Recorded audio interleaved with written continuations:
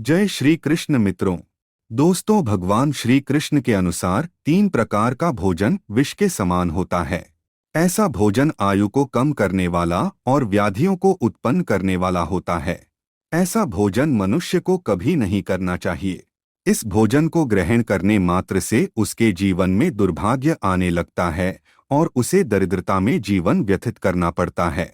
पुराणों में ऐसे कई प्रसंगों का वर्णन मिलता है कि जिस भी मनुष्य ने ऐसा भोजन किया है उसे अपनी संपत्ति और सुख से हाथ धोना पड़ा है। दोस्तों, हमारे सभी पुराणों और शास्त्रों में मनुष्य जीवन के कल्याण हेतु कई महत्वपूर्ण नियम और सूत्र बताए गए हैं।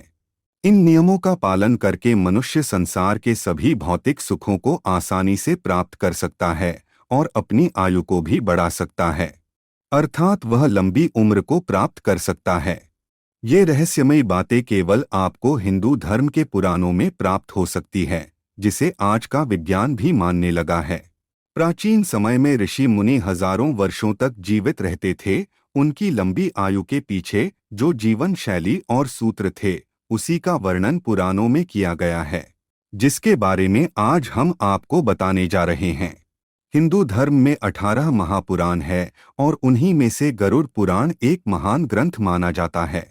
गरुड़ पुराण में समस्त ऋषियों का ज्ञान संग्रह तथा भगवान श्री कृष्ण और गरुड़ जी का संवाद लिखा गया है। भगवान श्री कृष्ण ने गरुड़ जी को जीवन और मृत्यु के संबंध में बहुत ही महत्वपूर्ण ज्ञान दिया है।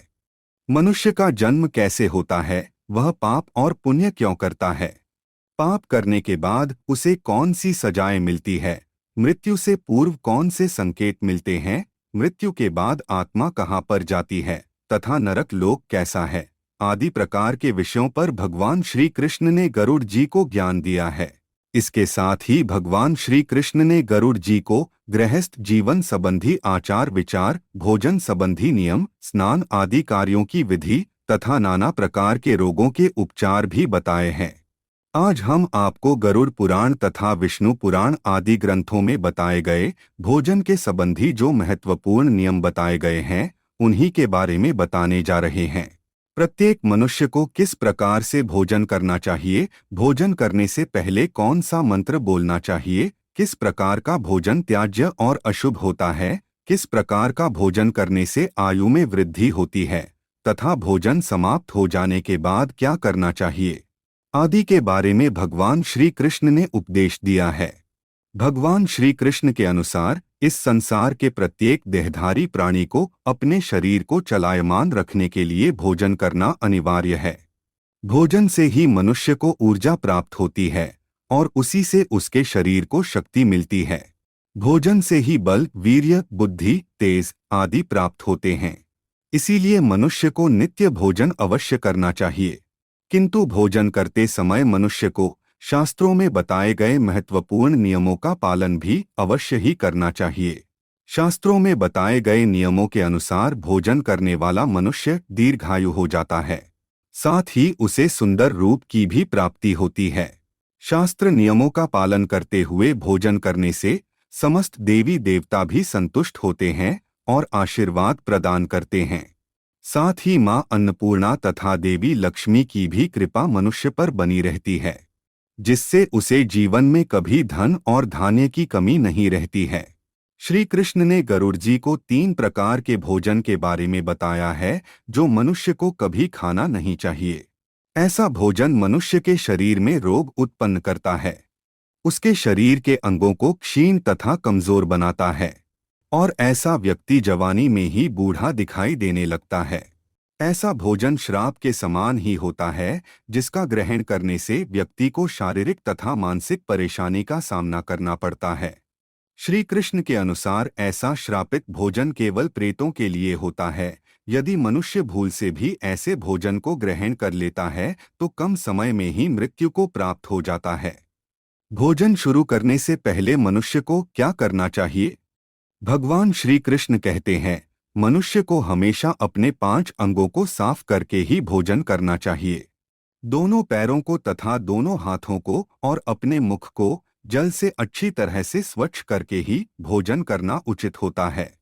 इससे मनुष्य के शरीर से रोग दूर रहते हैं और व्यक्ति दीर्घायु बन जाता है।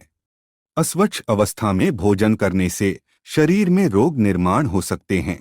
भोजन को ईश्वर मानकर पूरे सम्मान के साथ शरीर को स्वच्छ करके ही भोजन करना श्रेष्ठ होता है। भोजन शुरू करने से पहले उस भोजन के लिए भगवान को धन्यवाद देना चाहिए और संसार के समस्त प्राणियों को भोजन प्रदान करने की प्रार्थना करनी चाहिए। इस प्रकार से अन्न देवता को प्रणाम करके भोजन करने से मनुष्य को कोई पाप नहीं लगता है। श्री कृष्ण कहते हैं, मनुष्य को भोजन करते समय अधिक वार्तालाप नहीं करना चाहिए। प्रथम 3 निवाले ग्रहण करते समय बोलना नहीं चाहिए। जब मनुष्य गुस्से में हो तब उसे भोजन नहीं करना चाहिए। रोते हुए अथवा हंसते हुए भी भोजन करना अनुचित होता है। इससे शरीर में विकार उत्पन्न होते हैं। मनुष्य को शांत मन से ही भोजन ग्रहण करना चाहिए। भोजन करते समय शोक नहीं करना चाहिए, भोजन के लिए गलत बातें नहीं कहनी चाहिए और भोजन बनाने वाली स्त्री का कभी अपमान नहीं करना चाहिए। भोजन बनाने वाली स्त्री का अपमान करने से मां अन्नपूर्णा नाराज हो जाती है। अब जानते हैं भोजन करने की सर्वोत्तम स्थिति और दिशा कौन सी है। भोजन करने की सर्वोत्तम स्थिति के बारे में बताते हुए श्री कृष्ण कहते हैं, जमीन पर बैठकर भोजन करना ही श्रेष्ठ होता है। इससे शरीर के अंदर की ऊष्मा पृथ्वी में प्रवेश करती है और भोजन अच्छी तरह से पच जाता है। बिस्तर पर बैठकर भोजन करने से मनुष्य के शरीर में रोग उत्पन्न होते हैं और उसकी आयु कम हो जाती है।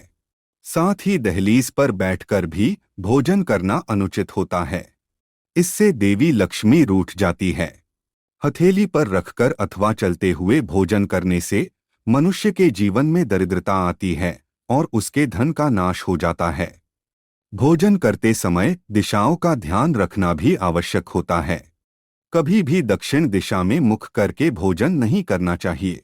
भोजन करने के लिए सर्वोत्तम दिशा पूर्व और उत्तर ही मानी गई है। इस दिशा में मुख करके भोजन करने से उत्तम स्वास्थ्य की प्राप्ति होती है। बीमार व्यक्ति को पूर्व की ओर मुख करके भोजन करना चाहिए, इससे शरीर के अंदर के विकार नष्ट हो जाते हैं।